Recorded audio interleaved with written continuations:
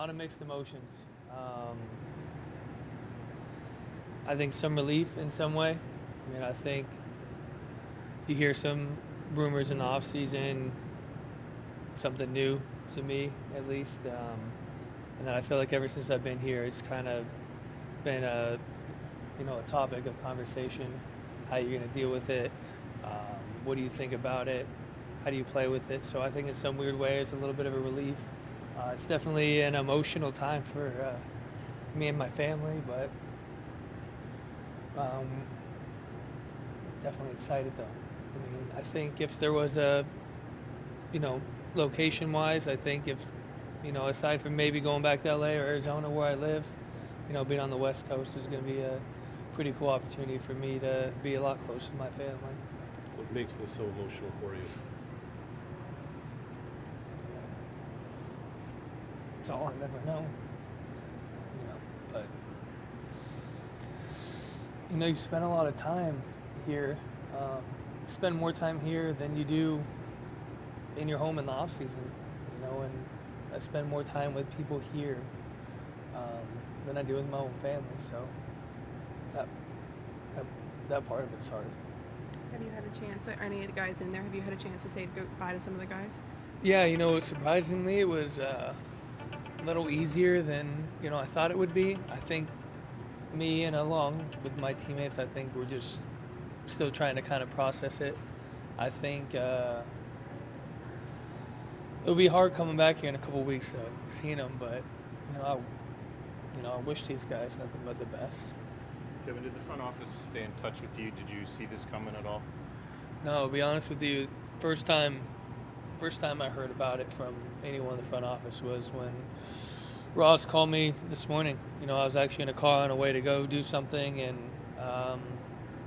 his name popped up on my phone, and I kind of immediately knew, and all I could think about is where, when he called. So, like I said, I'm very fortunate. I'm going to a first-class organization.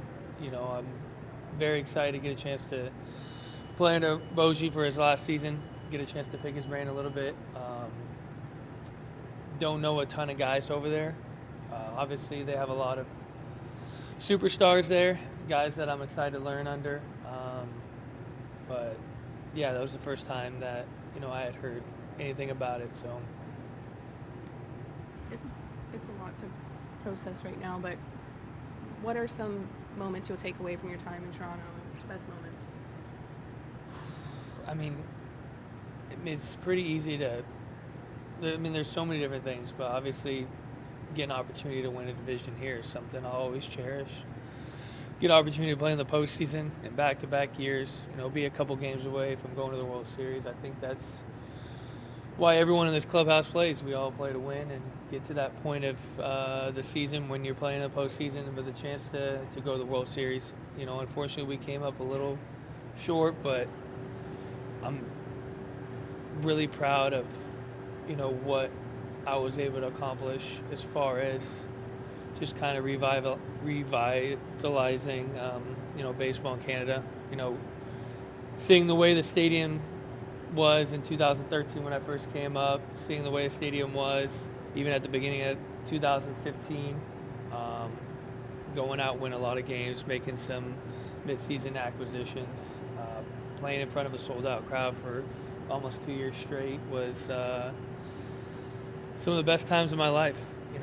I always look forward to coming back to Toronto and knowing we were going to play in front of 45, 50,000 people, and we were going to have extremely passionate and rowdy fans. But,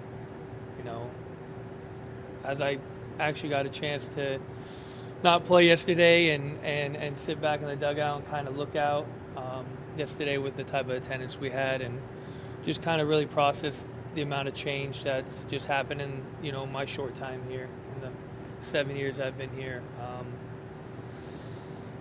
It was tough to see, but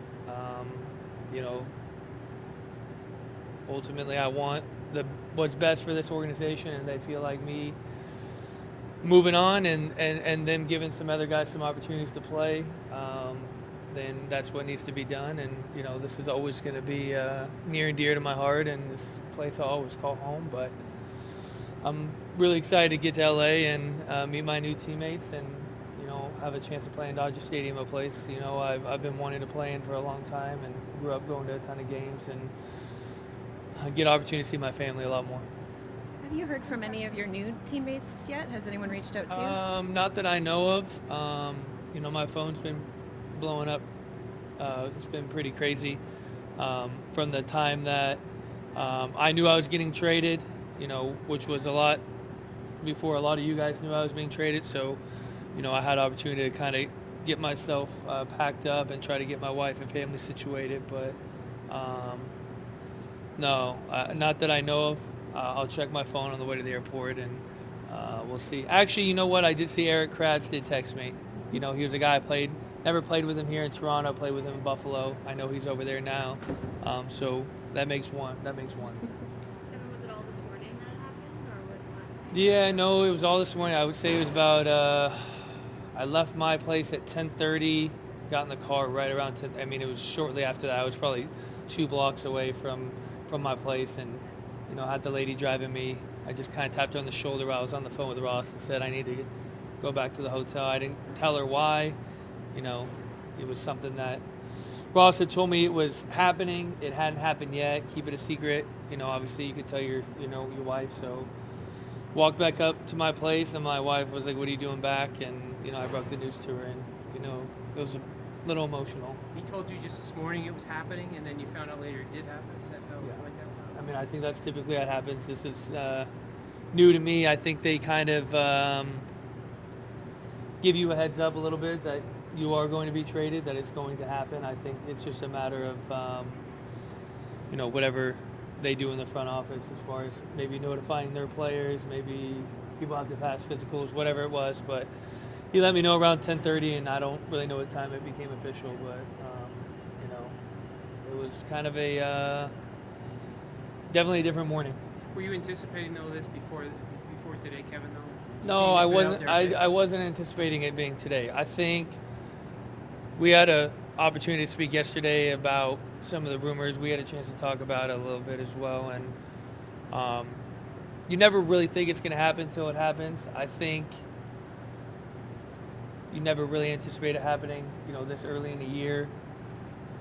What happened with KMO kind of really lets you know it could happen at any time, even on the eve of opening day. So I'm not going to say I was surprised by it. I think if KMO was still here and he didn't get traded and I got traded 4 or 5 days into the season, I would be a little bit more shocked.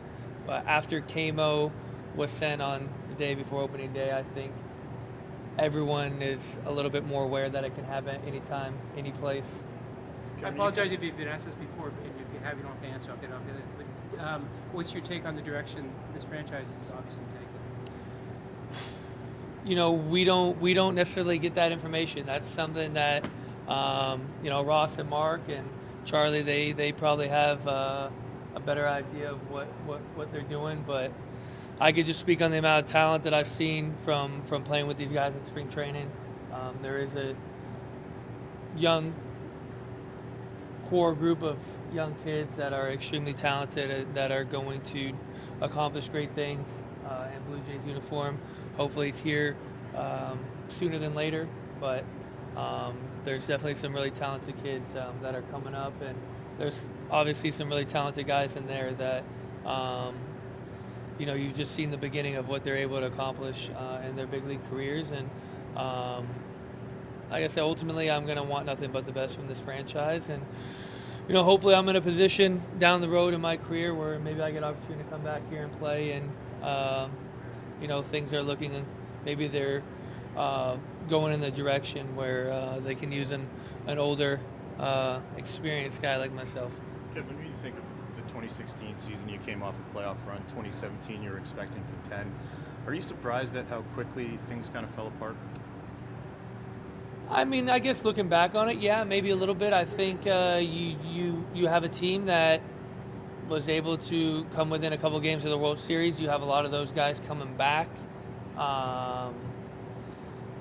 17 was definitely a little bit surprising as far as, I guess, just the amount of injuries we had and not being able to really get over the hump. I think I think we were in Chicago at some point and we were kind of hovering right around 500 and we were leading all 3 games and we ended up losing all 3, and that was kind of the turning point where kind of the wheels fell off for that season, followed up by a lot of turnover. But I don't know.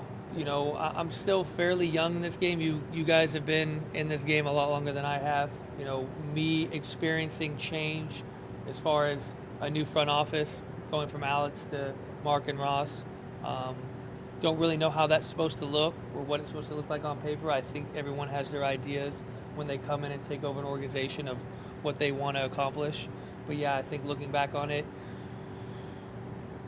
you know, you like to think in a perfect world, you have an organization, a franchise that is so close to winning, and you have pieces in place you feel like you can win, and you want to try to keep that momentum going as long as possible, as opposed to kind of shutting it down and starting from the ground floor and kind of rebuilding that up. But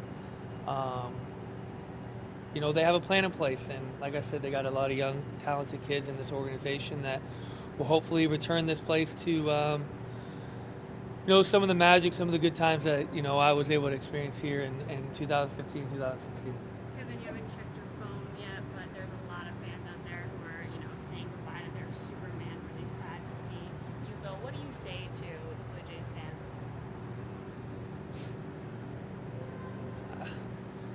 There's so much. I mean, the biggest thing is just thank you. You know, they've been great to me. They've been just supportive of, you know, a lot of things that I've gone through on the field. Personally, a lot of stuff I did off the field. Personally, you know, I got a chance to, you know, live my dream. You know, I got called up as a 24-year-old kid that probably had no intentions of getting to the big leagues. Was able to, you know, have my debut here in Toronto as like I said, a 24-year-old kid. I'm leaving here as a 30-year-old man with, you know, a wife and a kid, and just, you know, a lifetime of memories. And, you know, I think I'm not Superman. I'm not the player that, you know, this city and this country kind of, you know, allowed me to, you know, almost become, you know, kind of a mythical, kind of superhuman baseball player. And, you know, I can't thank him enough for that.